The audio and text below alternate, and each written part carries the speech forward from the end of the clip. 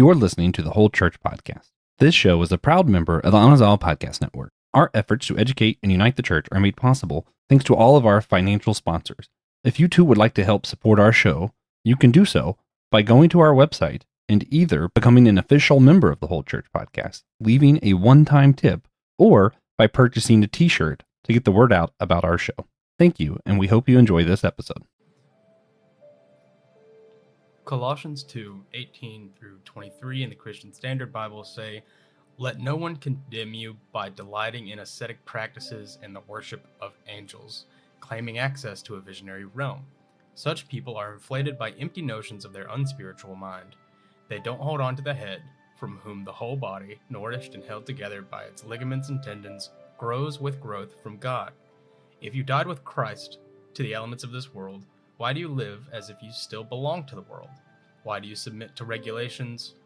Don't handle, don't taste, don't touch. All these regulations refer to what is destined to perish by being used up. They are human commands and doctrines. Although these have a reputation for wisdom by promoting self-made religion, false humility, and severe treatment of the body, they are not of any value in curbing self-indulgence." So in this pericope of scripture, the author is addressing a false teaching in the church around what is okay to eat and drink as Christians. Reverend Dr. Leah Robinson. How can we understand this criticism of a particular kind of legalism in the early church today, and how we ought to conduct ourselves in the modern church? Yeah, I think that's a fantastic verse for the book, but also I think I think we need to take out the early church part and just know that this is wisdom that transcends the early church. I think that this idea that we have a form of religion that is human made is really important. That's sort of the basis of all of my writing.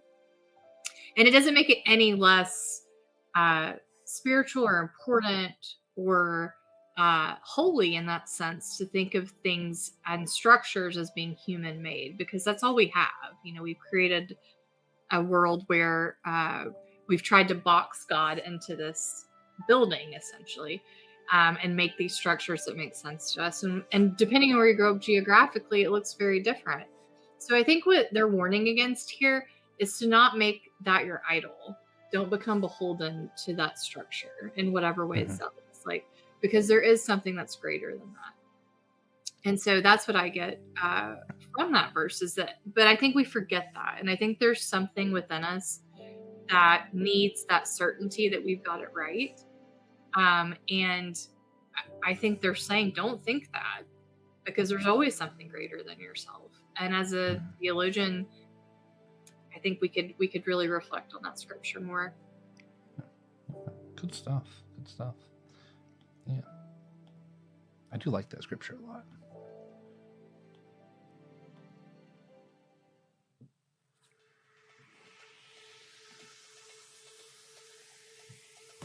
Hey guys, welcome to the Whole Church Podcast, possibly your favorite church unity podcast. It's cool if it's not, though, because we're not in competition with the other unity podcasts to be more united than them, because, like, we totally win. We're way more. I can't even, there's just no point in having competition for unity, because that doesn't even make sense. It's just not coherent. But I am here with the most coherent man alive, the creator of podcasts, the one and only Pod Almighty, TJ Tiberius Juan Blackwell. How's it going, TJ? Good. Yeah. And we're here with a very special guest, return guest, good friend, one of our co-hosts on a different podcast, This My Geekology. Check all three of us out over there. Coming with a new book. We have Leah Robinson here. Welcome back, Dr. Reverend Leah.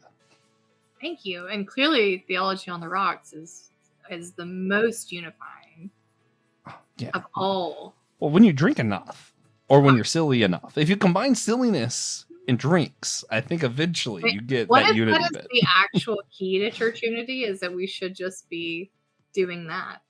Yeah, that's why the Lutherans are I was going to say. Why do you think I converted to Lutheran? That has nothing to do with Will. Will's evangelism mission is really... He's great. He's so good at his job. I was going to say. He actually is so good at his job. It's just also like... We were talking about that before. He never seems like he's working when he's doing his job. Like, it just seems like he's having a good time. Pastor Will, Will we is love you. really, I don't feel offended when people call me the Reverend Doctor and they call him Pastor Will. I'm like, those are appropriate. Yeah. So we're going to be talking with Reverend Dr. Leah Robinson about our upcoming book and how the church has treated people in the LGBT community, how we can do better. I think we're talking probably a little bit about conversion therapy stuff too, maybe. Yeah. So it'll be fun. Yeah, we're actually going to start Josh's conversion therapy. Interesting. I'm going to say, will it be fun? Or it'll be interesting. Yeah. Interesting. That's a good. Josh is undergoing conversion therapy to become Pentecostal again. I didn't even know that I was undergoing set therapy. Yeah. It sucks, doesn't it? So, yeah. Oh, go ahead. Reverend Dr. Leah Robinson. Yeah. You can only refer to me with those. Yeah, it's very tedious. She's abhorrent. Well, it's very tedious to get those degrees as well. So yeah. I'm sure you can understand. But you are the author of Bad Theology, Oppression in the Name of God, and Bad Theology in a Time of COVID. 2 books that most people say are pretty good. She's one of the hosts on Theology on the Rocks, like we mentioned. She's one of the hosts on Systematic Geekology, like we mentioned. She's also a professor of religion at William Woods University. So, if that doesn't give you... So, if that doesn't entice you enough to listen to this, then I'm sorry. But she's worth it if we're not. But you should go to our website, buy one of our t-shirts. Helps promote the show. It raises money for podcasting needs, and it gets others to know about the importance of our mission to educate and unite the modern church. Me, personally, I have my favorite, as always. It's the TJ quote on the back, and it says nothing on the back. It's very understated. It's got the logo. It's got an arm logo. I love it. It rocks. I do. It's also my favorite thing TJ's ever said. That's not true, but it could be. What does it say? What does it say? Nothing. Oh. It's just nothing. Oh, okay. Yeah, there's nothing there. Truly, okay. Yeah, because TJ's a man of few words. I know. Well, no. Sometimes not. I have met him in real life, but I didn't know that it was just. I thought it was nothing. I think it's actually in the show description, like in the product description. I think it literally just says TJ is a man of few words. Yeah.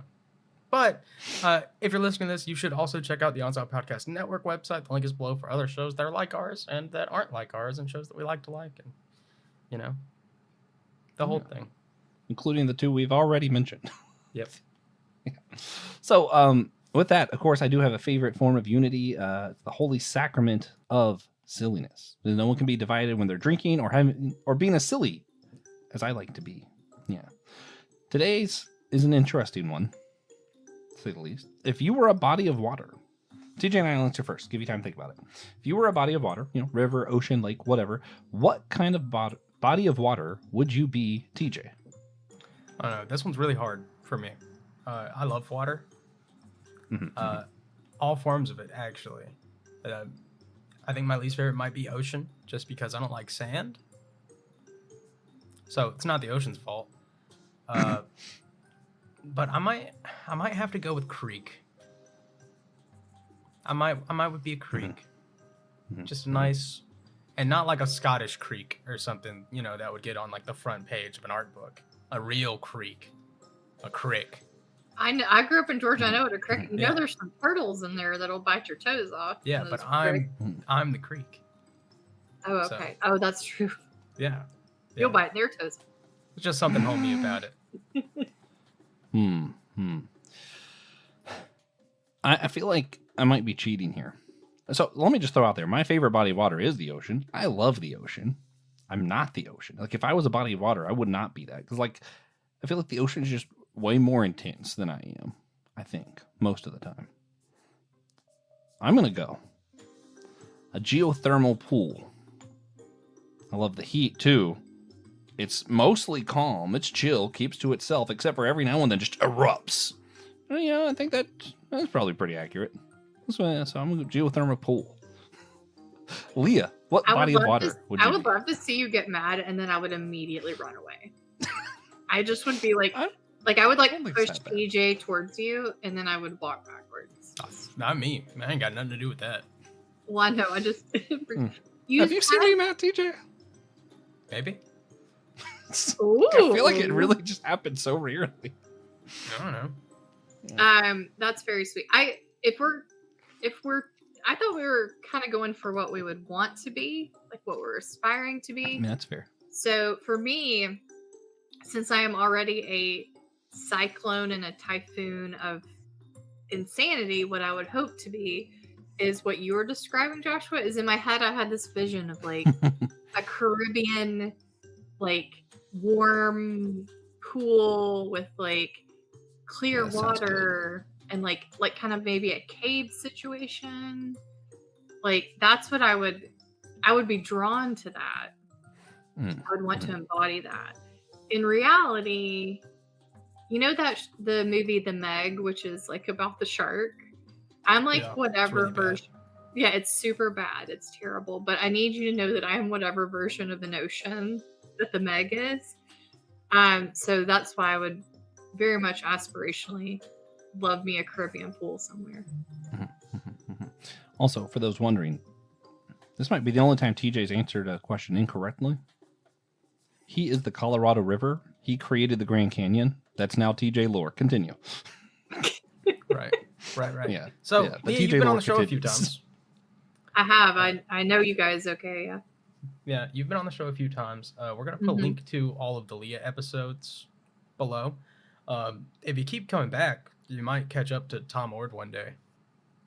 Just I feel a little He's upset been on a lot, Tom actually. he's been on a lot. surpassed. Yeah, well, I But- mean, you guys are white guys, and he does process theology, so Yeah, he's that white. tracks. Yeah, Well, that he writes a lot more books, to be fair. I don't know how he has time That's to Well, do he it. had because he has his own publishing company. You can't. Yeah. Create a publishing company and release 50 books, and we will have you on for every I single love you, but you remember that cyclone. That cyclone's Yeah, just going. Yeah. But for today's purposes, the purpose of our conversation, we want to start by asking you specifically your history with topics around the LGBTQ plus space. Have you always been an ally? Why did you feel the need to write this work? Do you identify as a part of the queer community? Tell us, what's the Leah's story? What's the connection here? I was born. No, so I think Mhm. I'm not a answer. part of. Yeah. If I was TJ, that's just where I would end. That Yeah. would be. Yeah. I'm not a part of the community. I'm very painfully straight. Painfully straight. Sorry, Stuart. Well, there's moments where I'm like when the men's hockey team thing came out, I was like, ew. So anyway, but no, I am. But I will say that I've always been interested in sort of the gender stuff.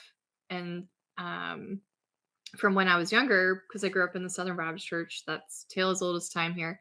And I've written about that and wanting to be ordained and that whole situation of their misreading of scripture that it continues to happen.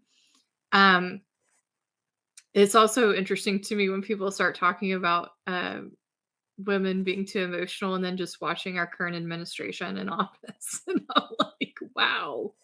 Yeah, okay. So Amen. Hallelujah. Sorry. sorry, unity, but I have stances now. Sorry, guys. Well, that's why we had the adjective church unity, because it can be like, Yeah. if I'm going to the creeds and stuff, or like Jesus' thing, I like something seems like it doesn't fit, maybe. But also, I think it's okay. And I teach humanities, so I teach religion. This is a side quest, but I teach religion, politics, and history. And I think it's one of those things where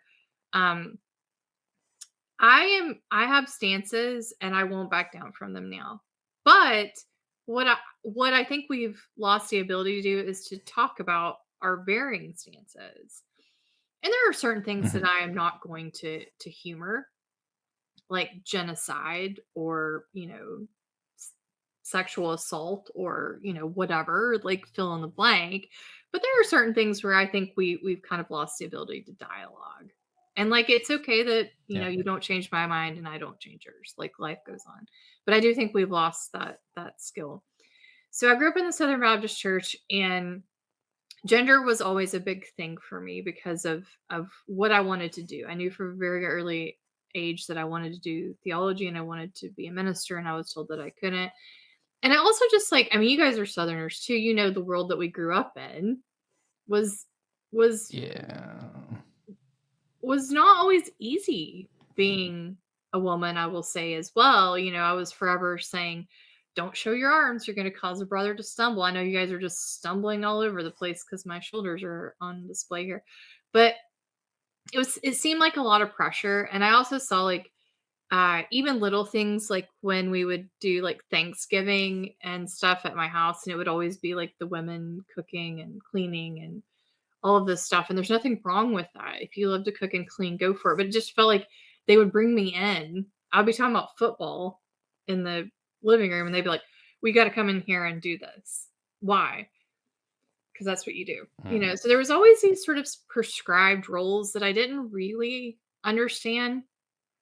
And so that was always in my head.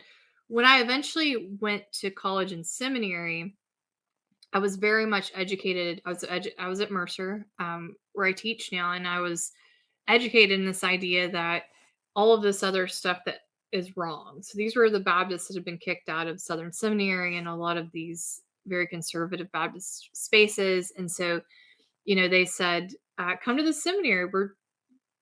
We can, I mean, this sounds so crazy now coming out of my mouth, but in 2004, it was wild. They were like, we can educate women now. I'm like, cool. Yeah. Yeah. Hey, progress is progress.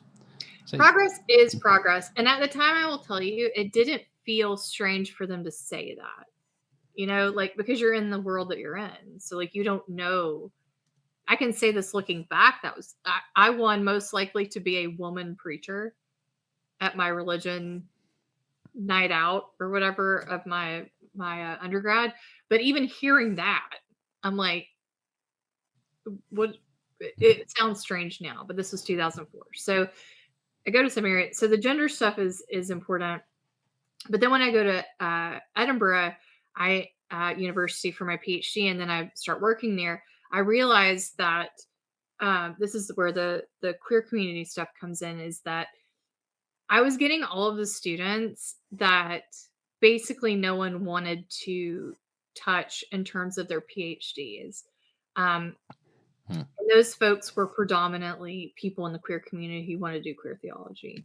There's a long history of queer theology at Edinburgh with Marcella Althaus-Reid. She had passed away whenever I started working there. So there was this big kind of gap, and I kept getting, you know, it's all about, you know, John Calvin and, you know, whatever process stuff. And, yeah, whatever. Whitehead, you know, Karl Barth, Thomas Aquinas. Thomas Aquinas. Do we get to be angry Here's about what him I'll now? say. Here's what my whatever is. There's plenty of people who will supervise those PhDs. You're not going to have to fight for this. But I just kept getting this like slew of people who were like, but I want to look at this and this. So it made me have to really catch up with a lot of that stuff so I could be the support that I needed to be for them. And they started a LGBTQ group at Edinburgh, which was huge. I mean, this is not a conservative university by any stretch, but it was a very typically reformed Protestant space. And so I was the first speaker at their conference, which was great.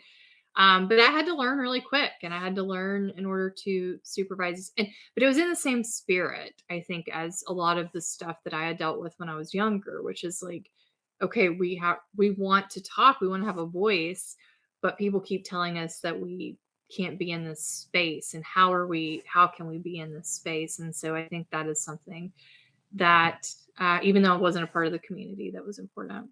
So yeah. It is also.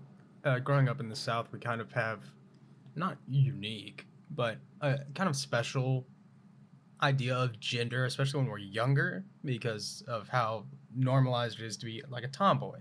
Mm-hmm. No one bats an eye. But whether or not that belongs in the queer community, you know, no one talks about that. And how that, it almost seems like a lot of kids don't want to be, you know, what they are.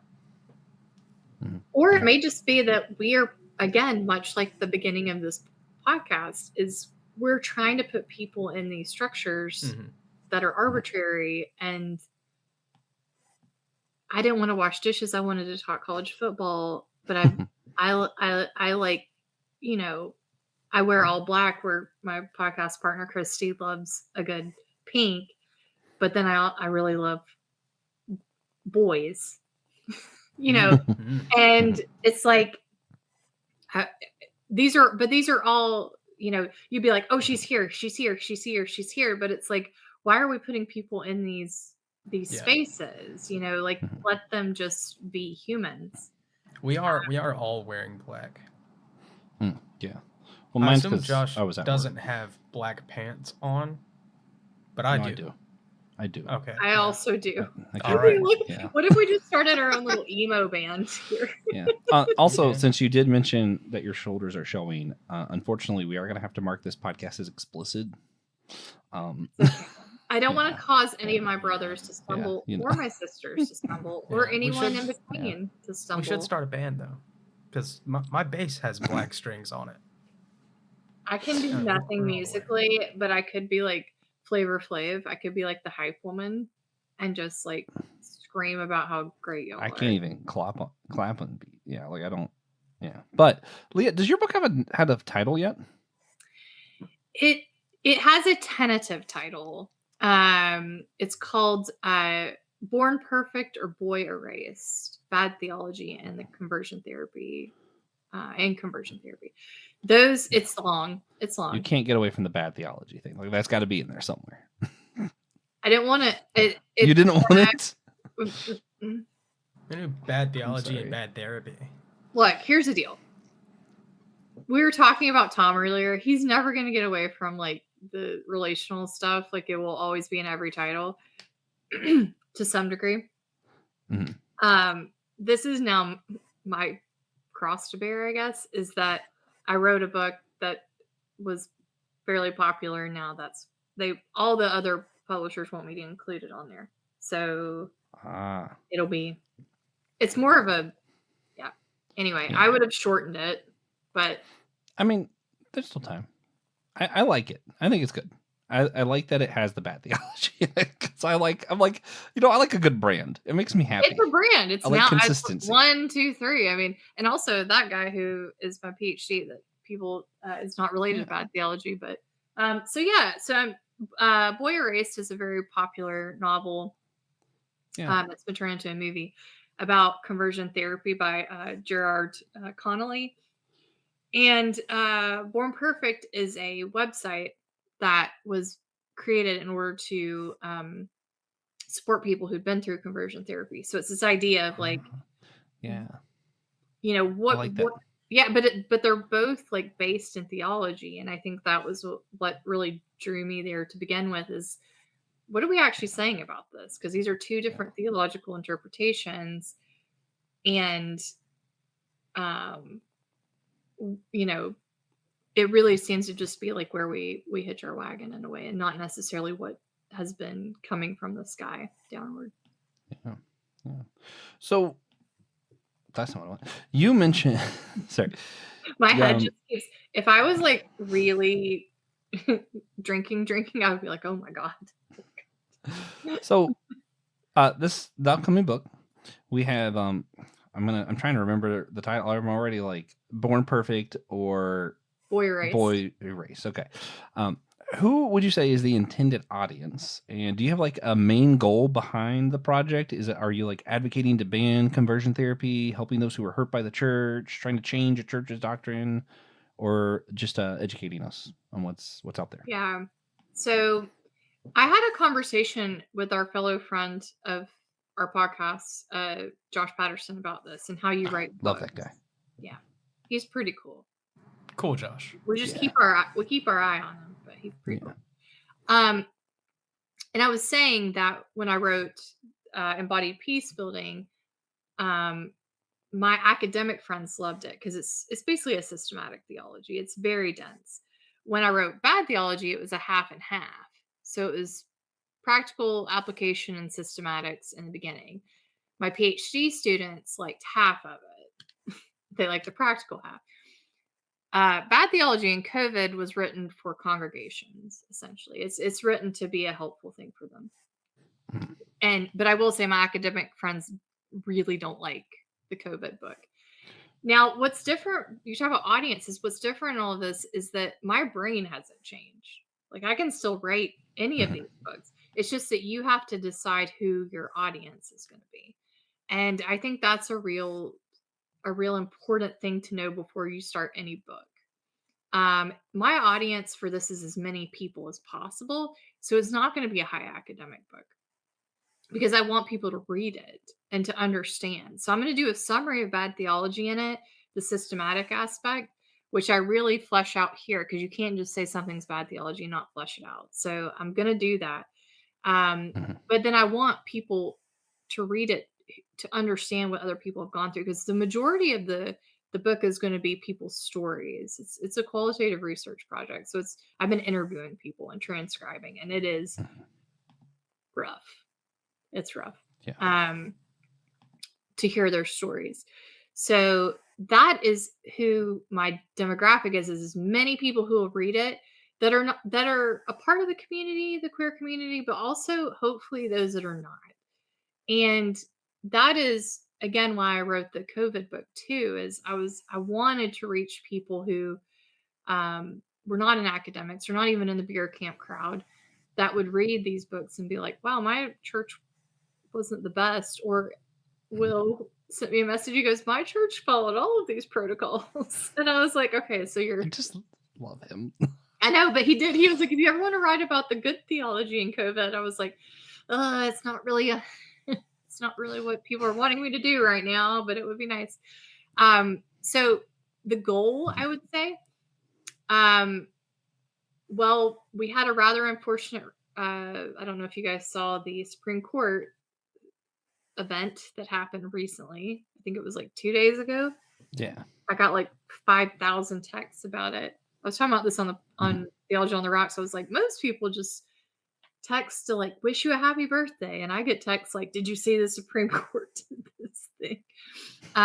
So yeah, basically, I don't think this is being too like negative to say that they basically overturned the illegalness of conversion therapy in Colorado.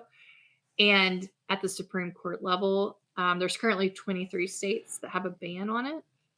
And so it means essentially that it'll probably unravel from that, unfortunately, because that's the way the federal government works. So my goal, I guess, has shifted since 2 days ago. My goal at first was just to show people how, damaging this process was, but also the theology that's behind it. What was the theology that's being used to fuel this? And now it's shifted to let me tell these stories. I mean, it's still that, but it's also let me tell these stories so you can see why it was banned to begin with. Because the suicide rate for people who've been through this is so high. So it's not just you don't like someone's theology or you don't think, trans people should play sports or whatever boogeyman that you have.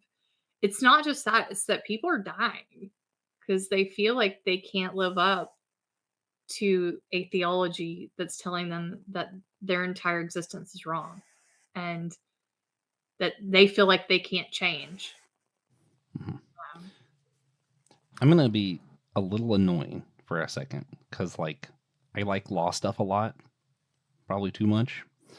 So, one, I don't like the Supreme Court's ruling. I'm going to start there because, like, that's, like, probably the safe thing. But the big asterisk, the thing that politicians like to do is blame the Supreme Court for things so that you're mad at them and don't pay attention to the fact that all that they did was interpret what laws already exist.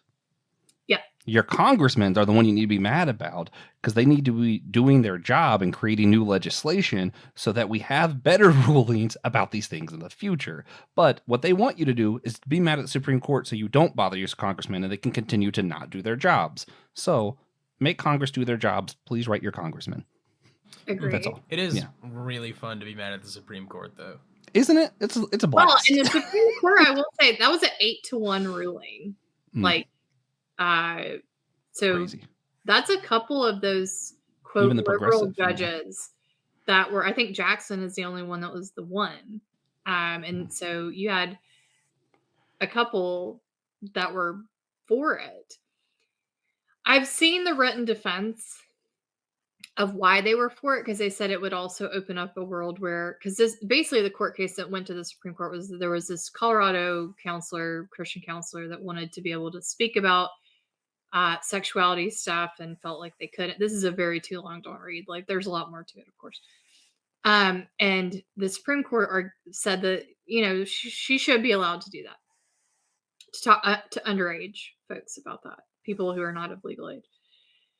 Now, the other side of that is, I think, at least the defense that the other justices have, is that this would also open up a space for people who need gender affirmation care. So trans kids would also be able to get counseling.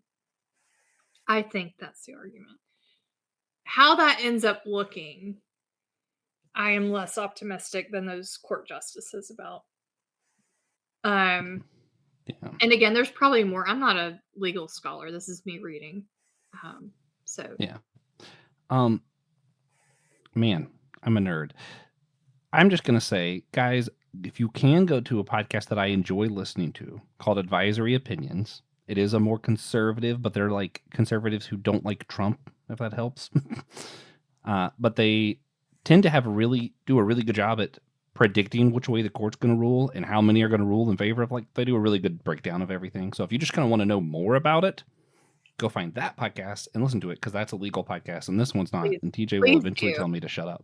yeah, no, please do, because I claim one thing that I've Yeah. gotten very good at being an academic is staying in my lane, and that's not my lane. Like, I read the news articles like you and everybody else. So Yeah. Another thing we do really bad in America that's part of this whole problem, we don't clarify what counts as medical help when it comes to like therapy and like all that kind of stuff. So we don't want to ban people from expressing their opinions at all, and we don't really have a good way of saying this is what classifies as medical help and this is what classifies as your religious opinion. And maybe we just need to draw lines better. But I don't know. That's a whole nother, I'm not qualified to talk about thing. well, I mean, I do think what I am qualified to talk about, I will say, is with the conversion therapy stuff, is that these people weren't counselors. Like, they weren't Yeah. like qualified, certified counselors. I'm currently trying to get in a counselor program now because I'm a glutton for punishment.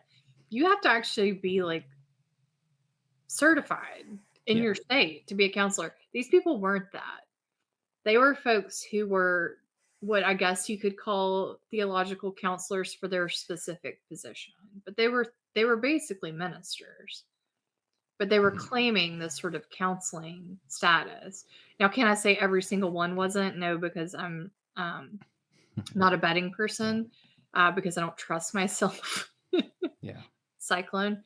However, what I read is that overwhelming majority were not professional people. So that's something to keep in mind too. Is this, when we say conversion therapy, you need to really put therapy in quotations there. Yeah.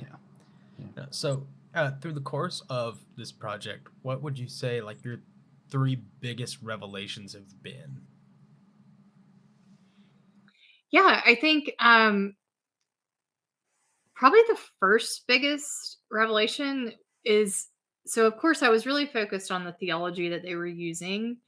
That was what I was interested in. So I was wanting to do qualitative research. I wanted to hear the stories. I wanted to know the theology they were using that was bad theology that they were trying to levy against these folks. And I think what's interesting is how the theology shifted.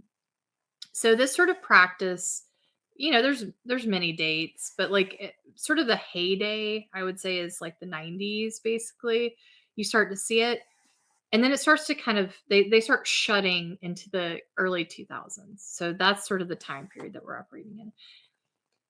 In that sort of 90s time, it was a very much, you'll appreciate this, Joshua, a very sort of Pentecostal view was quite popular, which is that, theologically speaking, is that these young people would go in to conversion therapy and that God would change them. Like, just something miraculous would happen and they would be not gay. There was some sort of supernatural element there. As the years start to progress, what you start to see is the theology begins to shift. And that's because a lot more scandals started to come out.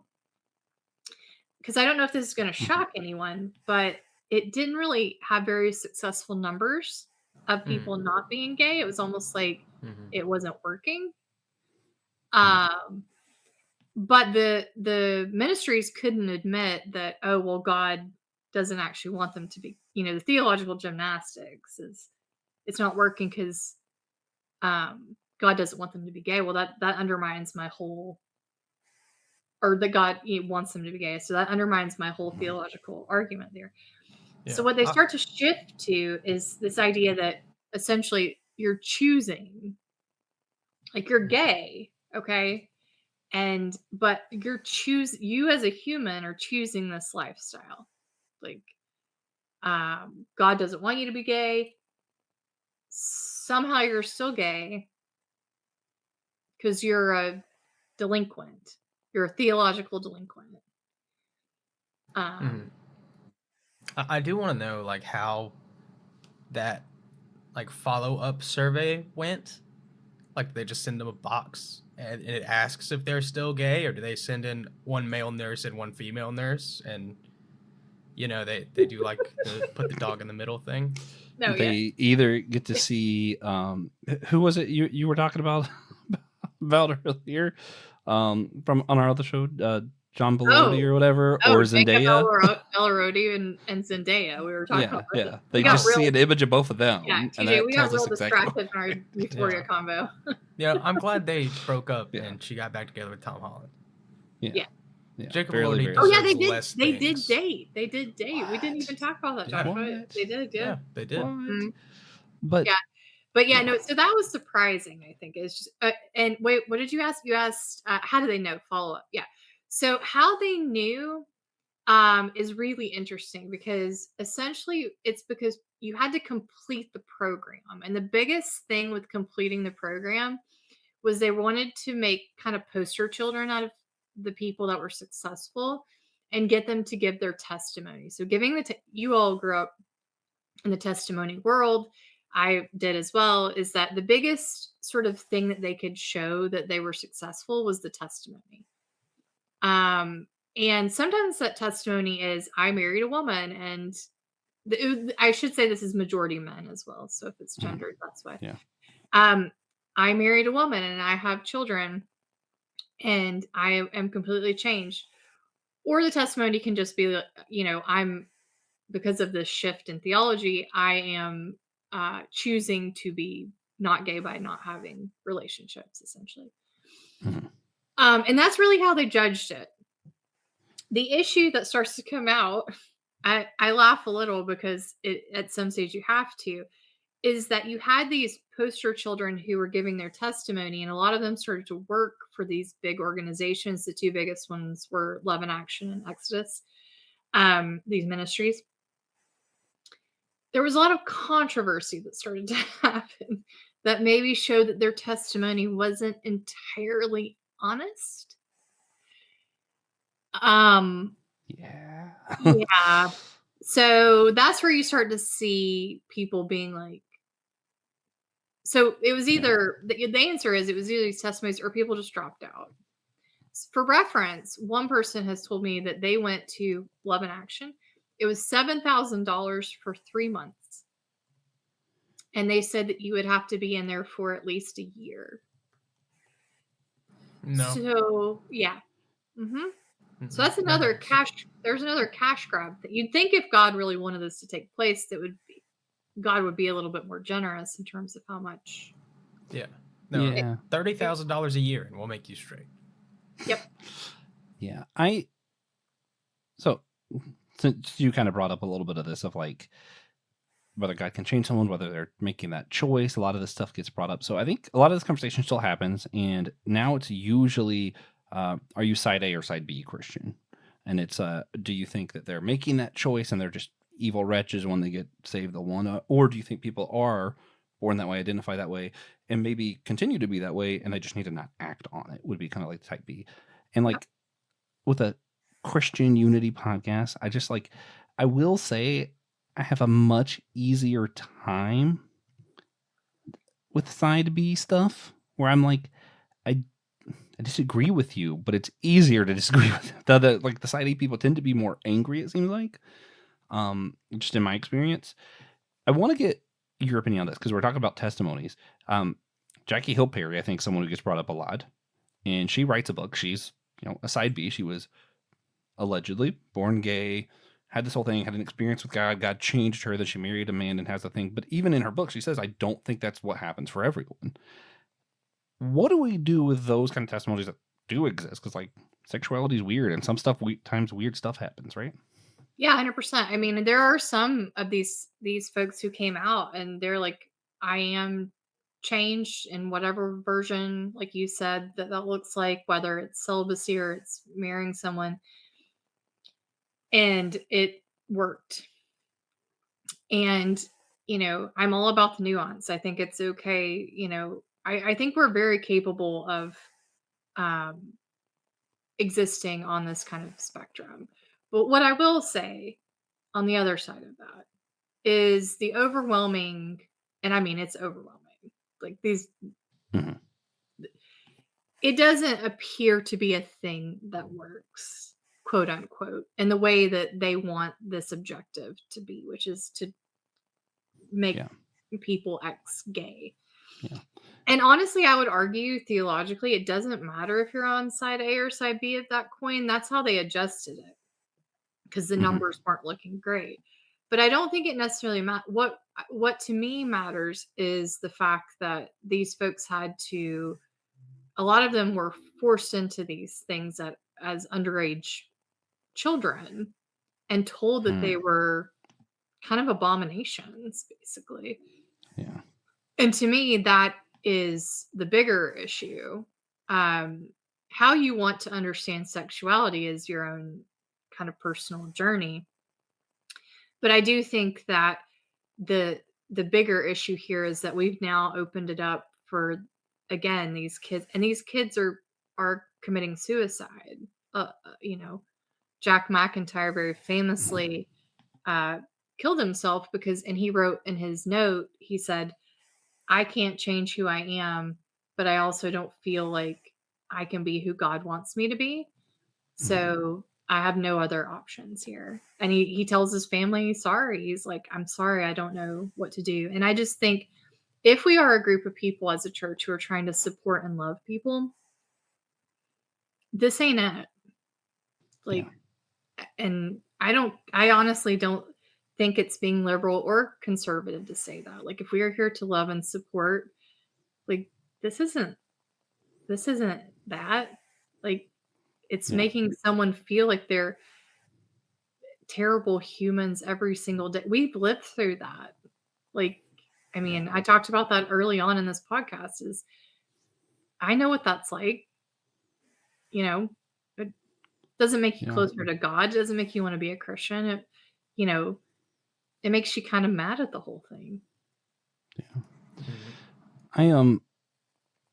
So I'm going to clarify something and then ask you a question not related to what I'm clarifying. But for those listening who haven't read her other books, when Leah says bad theology, she isn't just saying, ew, gross, I don't like that theology. She lays out criteria for what makes something bad theology and then compares it to, it's a whole actual academic process.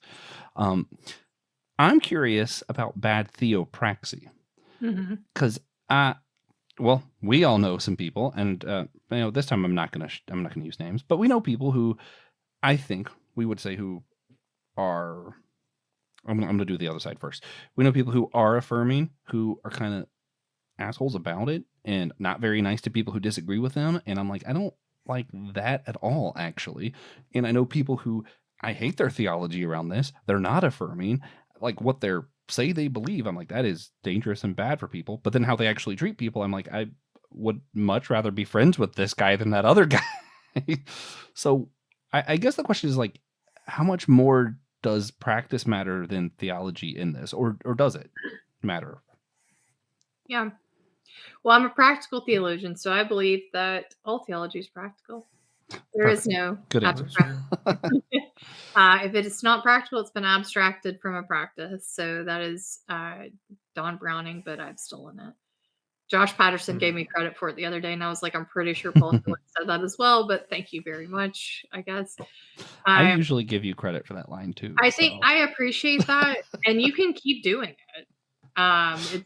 It's because I do say it, but I'm maybe not the first to say it. Yeah. I think Schleiermacher also said it, but you know what? Whatever. Yeah.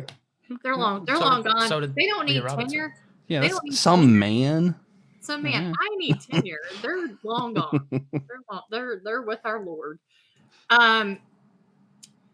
Yeah, so I think that is kind of, I mean, I was doing a little bit of a social justice rant there, but I do think it's one of those things where I'm blaming it a little bit on the evangelism with the little e culture, not the big evangelical culture, in the sense of like people have to do a certain thing to get to heaven kind of thing, or say a certain prayer, or, which, by the way, none of this is biblical or, even historically theological. But they have to do this thing to get into this, this place. So what we started to see is that sort of idea of having the exact formula, which, by the way, the church I grew up in, the Southern Baptist Church, probably had a very different prayer than you had, Joshua. So which of us is going to heaven? I don't know. Probably TJ. It's just me. Just TJ. Yeah. I'm the only one who stayed at his church. That's what really matters. Say, and you probably had a different prayer too. So what about the prayer? Yeah, that whole thing about TJ being the most coherent man alive earlier. Turns out it's accurate, and also the only criteria.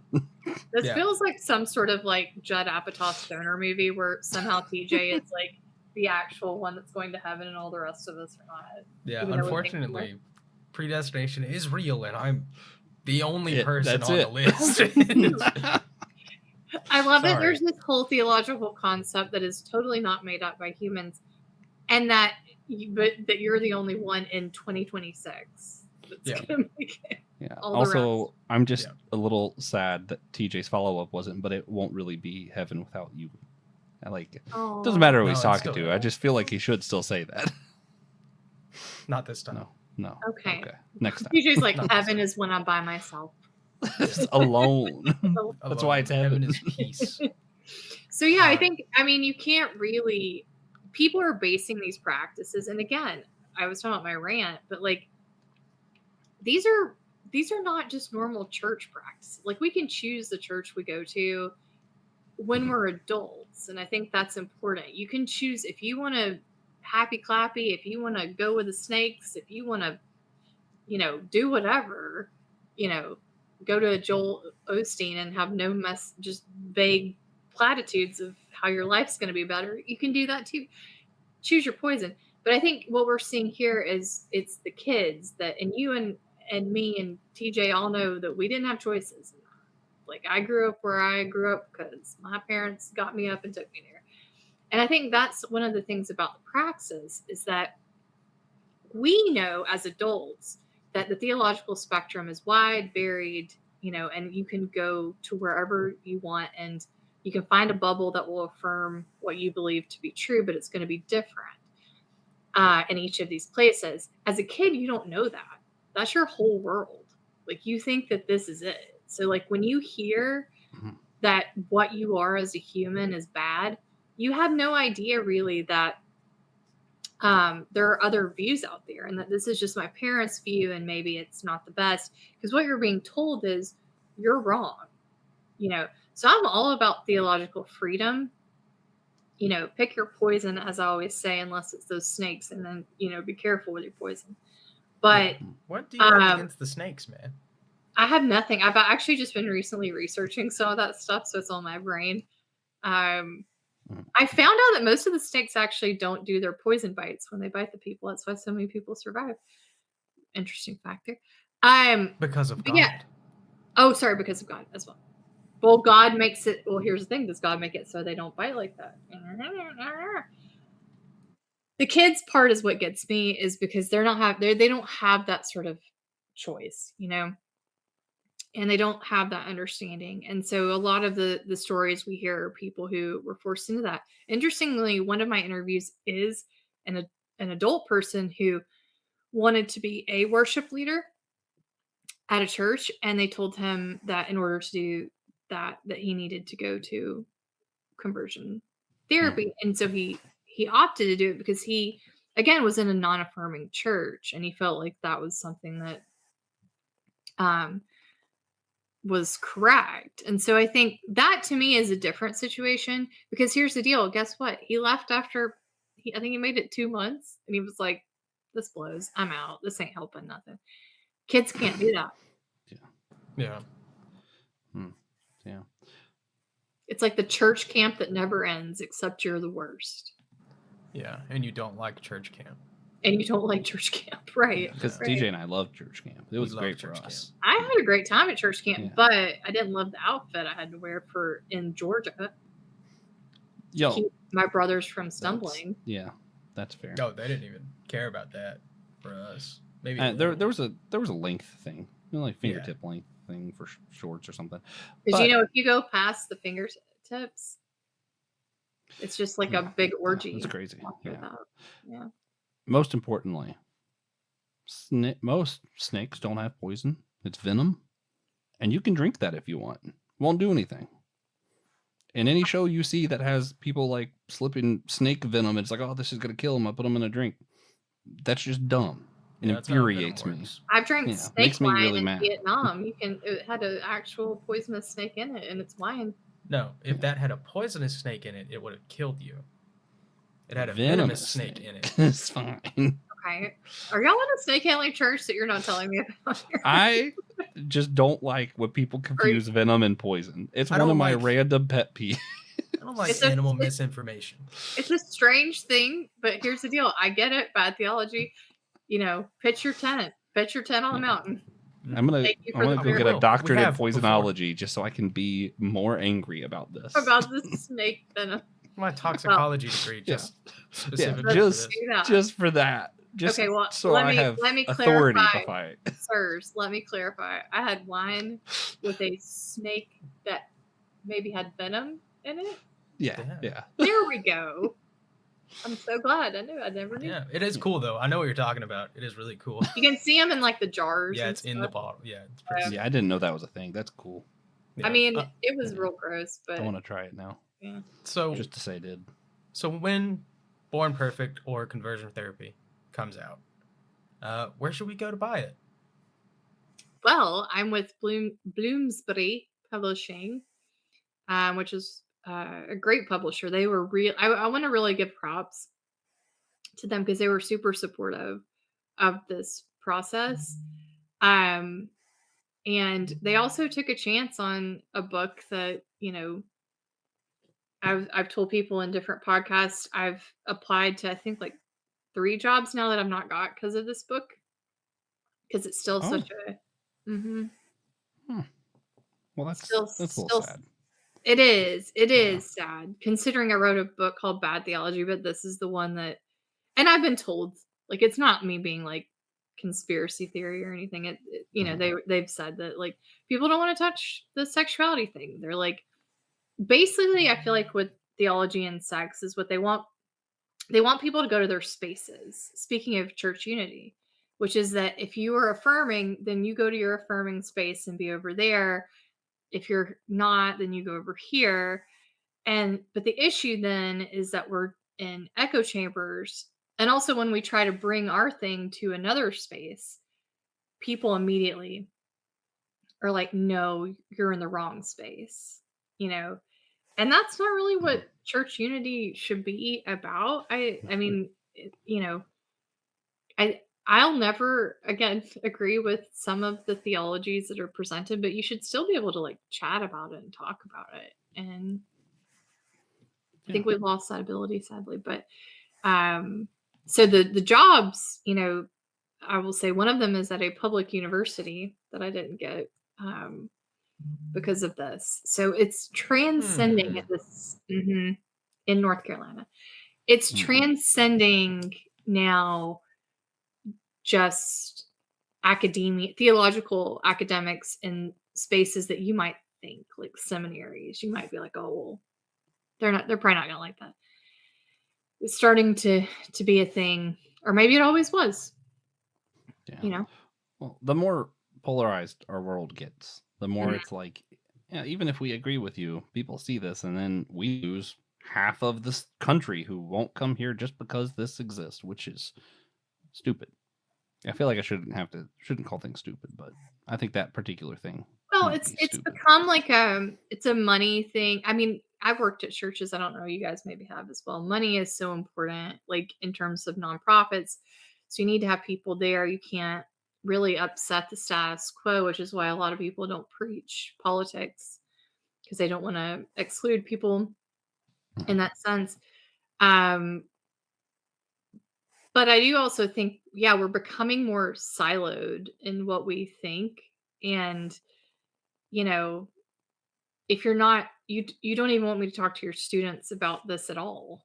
Like, even to have a discussion. Like, I teach seminary right now at a Baptist seminary. I'm fully capable of talking about these things and you disagreeing.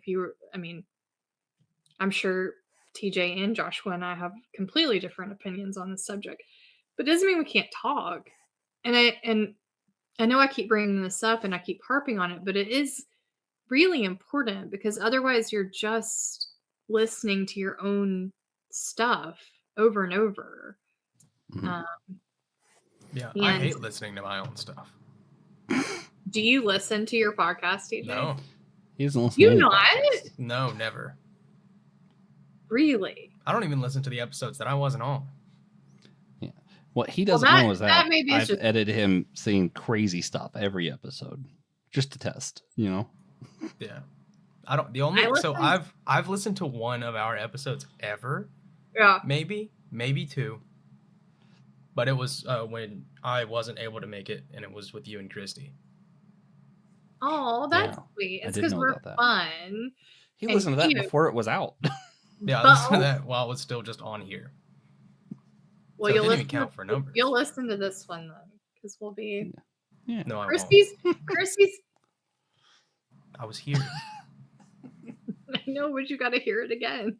Christy's here in spirit. She's always beside me in spirit.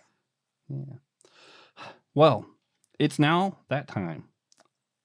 The time for Leah to shine. This is probably her favorite segment, and also Tom's least favorite segment, where we like to ask our guests to provide a single tangible, something practical. So, you know, what's something practical people could do? Tom doesn't like a practical. You never think about the practical. No, I think Tom doesn't like when we ask the God moment, actually, because he's like, every moment's God moment. I'm like, yeah, but we're asking about, I agree. Come on. We know what you mean, but like, come on. Colloquial. You gotta like, I should say I rail on Tom a lot, but I like Tom very much. I love Tom.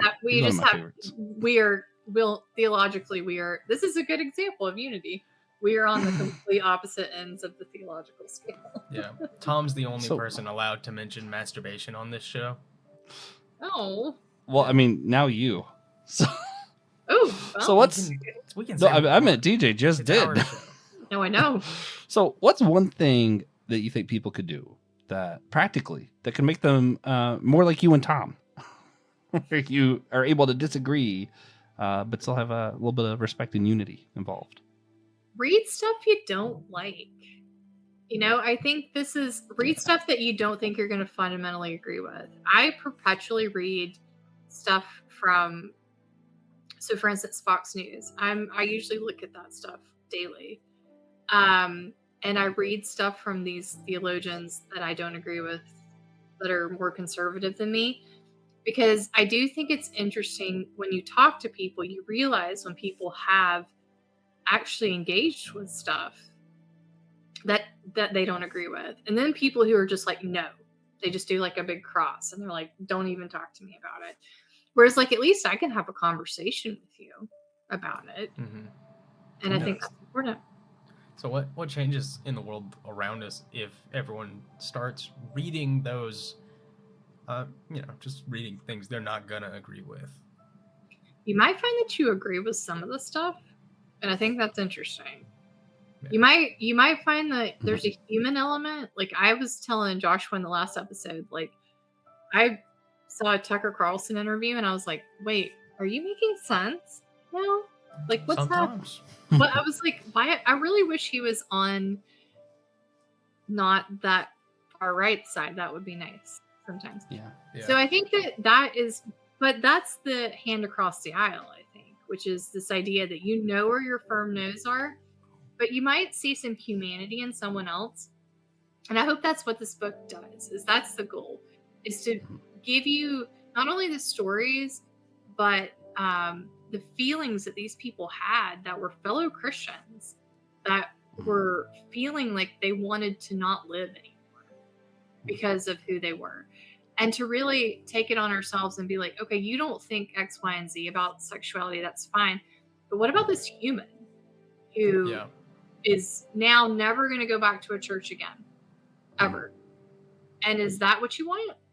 Because that's not really doing what you wanted, you know? Yeah. I want to add too, when you do Leah's incredibly thoughtful, practical action, be humble, except that you might be the one that's wrong, not the thing you're reading. Because if you don't genuinely engage with stuff, we can't have genuine change. This is something that just makes me mad. That made me mad post the last time Trump was elected. How many people were like, I'm just not talking to anyone who voted for him. And I'm like, listen, I agree. I am also very angry. I also think that was stupid.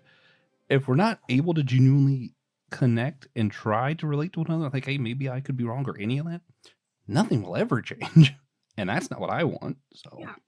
And it's also, but I really want to emphasize, it's holding to what you think is important too. You can do both of those things. You know, like you can hold to this idea that, you know, because I agree with you. I think this is a catastrophic decision that was made. And you'll never change my mind about that. Nothing can happen, I think, that could change that. But you can also hold to humanity's worth. And I think those are different things. And you can do that. Like that's, so it's not asking you to give up your sort of morals or where you stand or where you believe theology is. It's just to see people as going on a very difficult journey as well. And hopefully not putting them through. I mean, some of the stuff that's going to come out in this book, I feel like people are going to read and they're going to cry. I cry when I transcribe it. And I'm like, this is the church. Like, I know you don't like this about this person and you think it's theologically wrong, but they're never going to step foot across that barrier again. They'll never walk into church again. And was that the goal? Like, yeah. Yeah, that's so sad. It is sad. But before we wrap up, we like to do what we call our God moment. You know this, maybe. But we'll just ask everyone to share a moment where they saw God in their life recently, whether it be a blessing, a challenge, a moment of worship, curse, whatever it is. Whatever God's been doing in your life, that's what we want to hear. So, Josh, Copper, you're going to go first, Copper. Copper's like, I had a God moment. Copper wants to go first. Copper has a lot to say. Yeah, I saw God recently in my future when I was blessed eating chicken parm very shortly after this. I'm really excited for that. So that's actually going to be my God moment. I'm really excited. Oh, yeah. I get it. I understand. Yeah. Sometimes food does it, you know. For me, it gets very hard. We're all adults here, including me, much to your dismay. I was born in 1999, by the way. I was his camp counselor. That's why it makes me sad. You owe me money. I said he couldn't go through a whole episode and not bring up his age. I don't bet, so we didn't put any money on it. But man, it's pretty funny for me. But it's really hard to plan stuff with adults. It really sucks. And there is an arcade bar near me that closed down yesterday. And we managed to get 8 people to find the time to go together on the last day of operation and just have a good time. One last time. Yeah. So will your next God moment be when me, you, Leah, Tiffany, and Wyatt Stewart. Go I to was waiting Abari. to see if you could get it. Abari. Is that the Yeah. next album? He's like, Did you yeah. say Christy? Did I? Sure. Did you Her call me too. Christy? No, I don't think I'm so. just saying, did he include her? Because if not, why? True. Why would Well, she you know, not? it's in Charlotte. Why would she come all the way from Florida? For Because Leah? I exist. Have you I met guess. me? What are you stupid? I mean, if I was in Florida, Duh. I don't know if I would leave Florida. I'm going to Florida in September to see the format with her because, Me too. I mean, I don't even really like the format, but just because it's Christy. So Yeah, yes, she that's would fair. come out for that. So, Leah, do you have a God moment for us? Good segue. Yes, I do. This is going to sound way more churchy than I usually sound, but I went to church on Easter. And I will say that there's been a lot of stuff. Oh, thank you. You know, I couldn't help it. I'm sorry. the like high holiday I went. There's been a lot of stuff going on. Christy and I have talked about this as well, out with the sort of political realm of insanity. We've had a lot of, we call it our spring of disappointment if you've listened to the podcast, but it really has been living up to that name.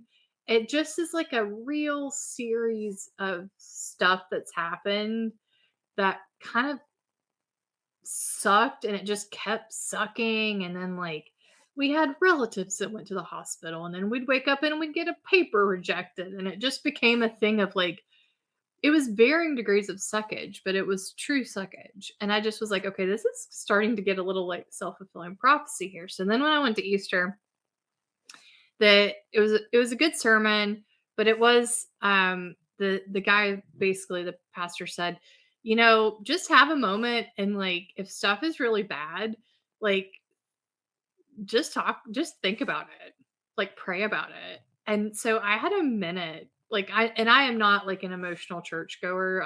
I'm very Southern Baptist that way, but I was just like bawling because I just was like, where do you want me to freaking start? Like, here we go, God. Like, this is all the things that are going wrong. And so when I looked up, I looked at Stuart, and he said I just had like, I look like some sort of like rainstorm victim. Like, Aw. I know, because it just was one of those things. But I do think like a good lament is my God moment. Like, I think I don't participate in a good lament. And I think I just was like, it wasn't like I said, you know, change the world right now. I asked for anything wild. I just was like, I need you to hear me right now. And know that your sister is struggling. Mm-hmm. Yeah. Yeah, that's beautiful. I get that. You should listen to Lamentations. Passenger more. That's always a lament. Pretty Yeah. much every song, actually. I was on the evangelicals, or well, the crossover. Nice. So You should actually listen to Blue Oyster Cult. I find their music affects me. are they like a jam band? You don't let it move you, though, do you? No. Christian No, Ashley? let nothing move you, Christian Ashley. But if you Is the like spirit this not show, allowed to move us? That's the name of his other podcast. Oh, Let sorry. Nothing Move You. Yeah. So Oh, we yeah. have to constantly make jokes about that because we're immature. yeah. It's okay. But if you like this episode, please consider sharing it with a friend, share it with an enemy, share it with your cousins, Especially your cousins. especially your cousins. Tell your enemies They're all not to listen to it. Or, yeah, I mean, maybe, I don't know. My I feel like it cousins goes either would way. not like this podcast. Speaking of people you still have to talk to. Yeah. They'll be fine. So, go to the website, buy a shirt. That's it. That's the promo. Buy my book when it comes out. That's true. Where do they get it again? You can get it on Bloomsbury's website. Avoid, you know, I used to say wherever you want to get it, but I'm going to say avoid Amazon. Let's not give that. Yeah. In which case, go to your public library, request them to get a copy, and more 100. people read it. I'm just going to keep telling people to do that because I think it's just It's a great way of work. getting other books out there. Yeah. I'll probably have I'll buy a bunch and you can ask me nicely. Nice. Also, check out the other shows on the Podcast Network. Leah is on Systematic Ecology and Theology on the Rocks. Check those out. Also, I like saying Brandon Knight's name. It is really And he has a podcast, My Seminary Life. Brandon Knight's a That's on the good network. name. Yeah, isn't it? Yeah. The It's Knights just a of good Me name. are actually Brandon's Knights. Mhm. I always But talked we- about if Stuart had a better last name, I would have changed it, which is kind of rude. I it mean, is. That's funny. well, Robinson's a classic. If I It was is. having a kid and naming him George, I would have took my wife's last name. It's Lucas. Yeah. oh, Yeah. So well, Yeah. there's that. I mean, you've got like the Swiss family Robinson. Like you've got a legacy to live up to. I was saying, I was telling Joshua how many times I've been saying Mrs. Robinson to is a shocking amount. Yeah. And to have to make a face where I act like it's the first time. Mm-hmm. Mm. Mm-hmm. I feel like now I'm going to get it even more, having said that out loud. Mm-hmm. Yeah, you manifested Mm-hmm. unintentionally. We do hope you enjoyed it. Coming up, we're going to be having Olivia Hasty on to discuss her work with the Catholic Church and ministering to those on the spectrum. After that, we'll be interviewing Chantal Morales McKinney, I'm not sure, about her new book, Following Jesus Beyond Church Walls. Then we're going to be having another roundtable discussion on evangelism, mission work, and other means of outreach. After that, we do plan to soon begin a series on behind the scenes of ministries. Like publishing, local church, I don't know, pew creation. We got any pew builders Worship, listening? maybe? Reach out to us. That would be cool, actually. That would be really cool. Yeah. I don't think there's a How It's Made episode on pews. Yet. You need a youth ministry. Like I did youth ministry for 4 years. That in itself is, Yeah, that's wild. you need a behind the Soldier. scenes of that. Yeah. At the end of season R-rated 1, of podcast. course. Right, this Chad's going to be on the show. Yeah. He doesn't know about it, though, so someone does have to tell him. Yeah. Or maybe force him. It just depends. Thank you for listening to the Whole Church Podcast. Remember, if you too would like to help support our efforts to educate and unite the church, you can do so by going to our website in the show's description. Consider becoming an official member of the Whole Church Podcast, leaving a one-time tip, or purchasing a t-shirt to support our efforts. Thank you again. Let's make the whole church whole again, together.